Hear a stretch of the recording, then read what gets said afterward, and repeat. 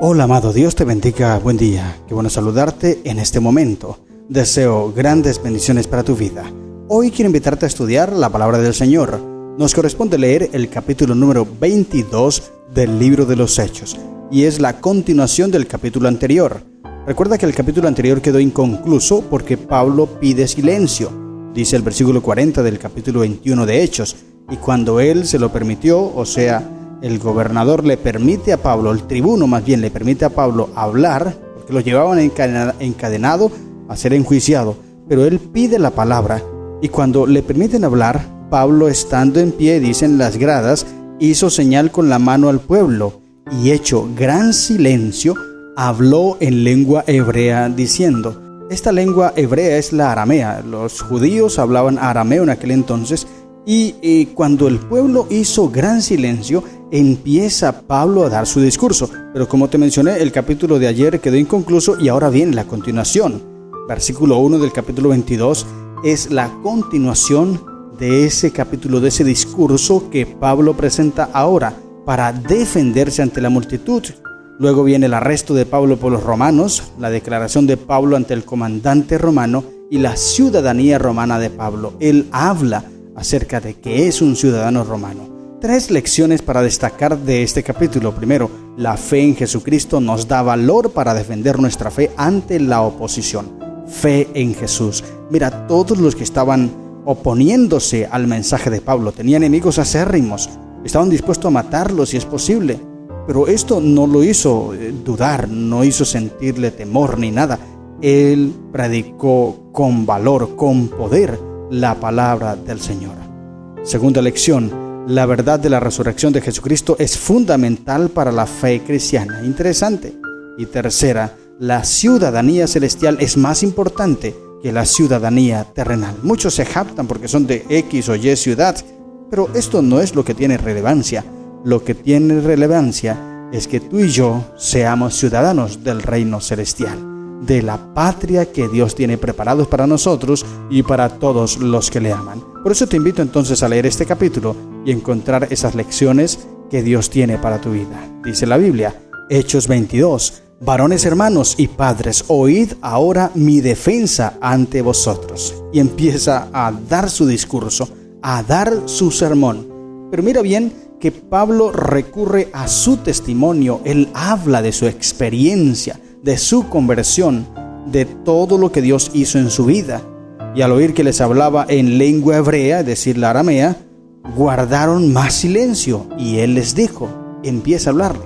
A ellos les sorprendió que él hablara en lengua de ellos mismos, y por eso le prestan mucha atención.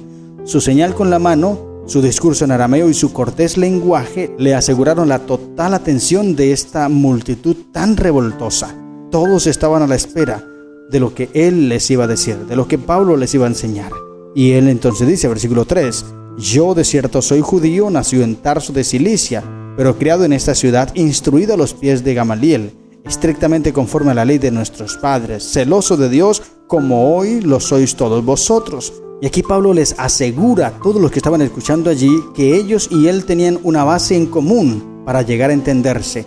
Los alaba por su deseo de conservar el templo sagrado e inviolable, y ahora les dice, yo también soy igual que ustedes. O sea, tienen algo en común. Versículo 4 dice, perseguía yo este camino hasta la muerte, prendiendo y entregando en cárceles a hombres y mujeres, como el sumo sacerdote también me es testigo y todos los ancianos, de quienes también recibí cartas para los hermanos, y fui a Damasco para traer presos a Jerusalén también a los que estuviesen allí para que fuesen castigados. Pablo narra su conversión, empieza a descifrar de allí en adelante, versículo 6, cómo el Señor se encuentra, o cómo él se encuentra con Dios más bien. Dios se le aparece en el camino, Cristo Jesús le habla, y allí relata a Pablo toda esa experiencia. Te invito a leerla para que puedas más o menos reflexionar en las cosas que Dios tiene para tu vida. Pero quiero leerte 2 textos de la sierva del Señor. Mensajes selectos, página 114 del año 1897, dice la sierva de Dios. El apóstol nunca pudo olvidar su conversión de perseguidor de todos los que creían en Cristo a creyente en Jesús. ¿Qué influencia tuvo esa conversión sobre toda su vida posterior? ¿Qué ánimo fue para él mientras trabajaba junto a aquel a quien una vez había ridiculizado y despreciado? nunca pudo olvidar la seguridad que le infundó en la primera parte de su ministerio. Podía hablar inteligentemente porque había tenido una experiencia, un conocimiento personal del Señor Jesucristo. Tenía una fe viviente y permanente porque cultivaba un sentido de la presencia de Cristo en todas sus obras. Recibía fortaleza en la oración y como fiel soldado de Cristo siempre acudía a su capitán en espera de órdenes.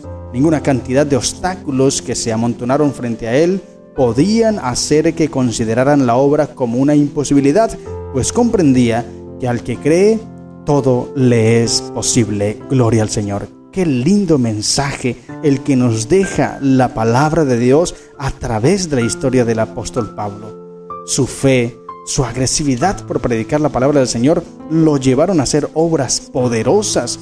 No importaba las amenazas, las acechanzas y todo lo que enfrentaba. Él estaba dispuesto a predicar el Evangelio de Cristo y le relata a toda esa multitud que estaba sedienta de sangre. Lo querían torturar, querían tomarlo, estaban alborotados, pero Pablo empieza a hablarles, a contarles su testimonio, a contarles su experiencia.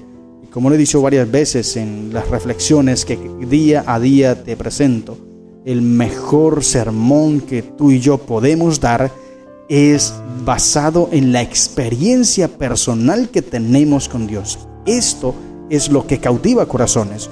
Porque tú puedes utilizar la Biblia, sí, predicar, pero si no hablas desde tu propia experiencia, que lo que diga la Biblia tú lo vivas, que lo que diga la Biblia tú lo experimentas, entonces no tiene sentido la palabra de Dios, porque tú no estás recibiendo ese alimento de Cristo. Esto lo pudimos profundizar bien cuando llegamos al capítulo 9 de Lucas. Te invito para que vayas nuevamente allí y leas ese capítulo poderoso. Allí el apóstol Lucas relata que Jesús le dio autoridad a los 12 discípulos para ir a predicar el Evangelio. Pero esa autoridad se las dio luego para alimentar a la multitud con poquitos panes y peces que tenían. Pero Jesús los multiplicó y los entregó a los discípulos. Los discípulos recibieron el pan de Jesús y luego lo compartieron a la multitud. Y dice el texto, terminando ese relato, que todos quedaron saciados. Esto es lo que trae éxito a la predicación, querido hermano, para que la iglesia salga saciada, llena del mensaje, llena del alimento espiritual. Tú primero debes traer lo que tienes a Cristo Jesús. Luego Jesús lo transforma y te da ese pan diario, como dice la oración del Padre Nuestro, el pan de cada día, dásnoslo hoy. Es lo que debemos hacer cada mañana. Cada día recibir el pan de Cristo, el pan espiritual. Luego que lo recibimos, entonces compartimos al mundo, compartimos a las personas del pan que Cristo nos da, no del pan que le da a otras personas, no, compartimos del pan que nosotros recibimos diariamente de Dios. Pero si tú no recibes un pan diariamente de Dios, no puedes dar nada. Lo que vas a hablar es lo que otros dicen, mas no lo que Cristo te dice a ti, lo que tú mismo experimentas. Pablo está usando este método. Él recibió de Cristo porque se enfrentó con Cristo. Él iba a perseguir a los cristianos y aquí relata esa experiencia. Él iba a perseguir a los cristianos, pero Jesús se le aparece en el camino y le da el mensaje. Pablo recibe de Jesús directamente el mensaje y ahora eso es lo que está compartiendo a la multitud. Y por eso es que este mensaje de fe viviente y permanente cultivaba un sentido de la presencia de Cristo en todas sus obras. Recibía fortaleza en oración y como fiel soldado de Cristo siempre acudía a su capitán en espera de órdenes. Y así ningún obstáculo le impedía en esta obra, en esta misión que tenía de predicar el Evangelio de Cristo Jesús. Mensajes Selectos, página 29 del año 1900 dice: en cada lugar donde el apóstol Pablo fue llamado a ir después de su conversión, expuso una vívida presentación de la obra de los ángeles celestiales en su conversión. Gloria al Señor. Qué maravilloso es cuando Jesús toca el corazón de una persona y esta persona se deja tocar y se convierte en un misionero de su palabra. Y este es el sermón que Pablo le expresa a aquella multitud. Pero a pesar de todo lo que Pablo habló, a pesar de que el Espíritu Santo estaba tocando y usando sus palabras, aún así, esta multitud estaba enfurecida. Ellos estaban enojados porque les llegó la idea de que la salvación pudiera ser también para los gentiles. Esto los enfureció más, no pensaban y no creían, o más bien no aceptaban que la salvación llegase a los gentiles. Por eso clamaron pidiendo la inmediata muerte de Pablo, sin seguir la formalidad de un proceso legal. Según su fanática opinión, Pablo era sin duda un apóstata del judaísmo, por eso lo enviaron para ser enjuiciado. Y como ellos gritaban, dice el versículo 23, y arrojaban sus ropas y lanzaban polvo al aire, mandó el tribuno que lo metiesen en la fortaleza y ordenó que fuese examinado con azotes para saber por qué causa clamaban así contra él. Y este término de examinar con azotes no solamente era para darle un castigo, sino que era como una tortura para poderle sacar información, para arrancarle una confesión. El tribuno pensaba que tal vez Pablo tenía un delito que estaba ocultando y ahora con la tortura quería sacarle información. Esto fue lo que se intentó hacer. Pero cuando lo ataron, dice el versículo 25, Pablo dijo al centurión que estaba presente: ¿os es lícito azotar a un ciudadano romano sin haber sido condenado? Cuando el centurión oyó esto, fue y dio aviso al tribuno diciendo: ¿qué vas a hacer? Porque este hombre es ciudadano romano. Y si Pablo no hubiese sido realmente un ciudadano romano, esto hubiese sido un delito grave, el afirmar que él era un ciudadano. El centurión en ese momento pensó inmediatamente que el que tenía en sus manos no era más que un hijo alborotador. La ciudadanía romana era tenida muy en alta estima, porque daba a su poseedor muchos privilegios. Y esta ciudadanía protegió a Pablo en muchas ocasiones de algunos azotes y otras cosas, peligros que él representaba, pero la ciudadanía romana lo protegió. Y cuando el centurión escucha esto y se lo dice al tribuno, el tribuno le dice: ¿eres tú ciudadano romano? Él dijo: sí.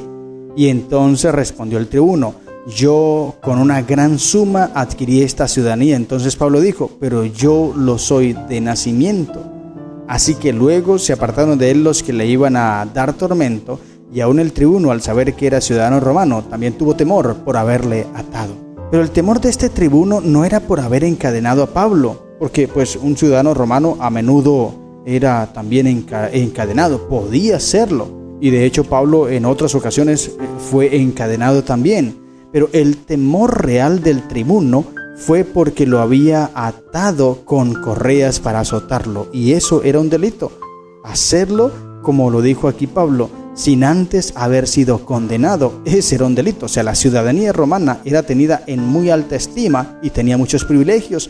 Así que esto ayudó a Pablo y salvó y libró a Pablo en esta ocasión. Nótese bien la inteligencia, las estrategias que Pablo también utilizaba. No solamente él se encargaba de predicar, sino que también era un estratega. Él utilizaba y hacía uso de sus privilegios como ciudadano romano. Al día siguiente, dice el versículo 30, queriendo saber de cierto la causa por la cual le acusaban los judíos, le soltó de las cadenas y mandó venir a los principales sacerdotes y a todo el concilio, y sacando a Pablo, lo presentó ante ellos. Y en ese momento la presencia de la guardia romana le daba una garantía de seguridad personal a Pablo. Pero continúan unos juicios y mañana continuamos leyendo esta historia porque lleva un desenlace más largo.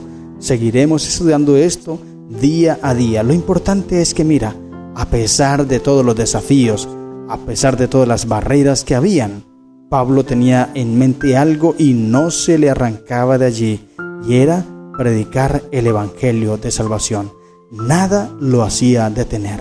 Querido amigo, querido hermano, esto es una lección para nosotros hoy. Debemos predicar el evangelio de Cristo Jesús sin detenernos. No importa las barreras, no importa los peligros que represente esto. Tenemos que solamente cumplir una misión, la misión de Cristo Jesús.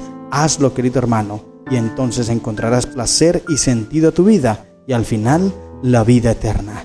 Estas son las lecciones que encontramos en el capítulo 22 del libro de los Hechos. Que el Señor te bendiga. ¡Feliz día!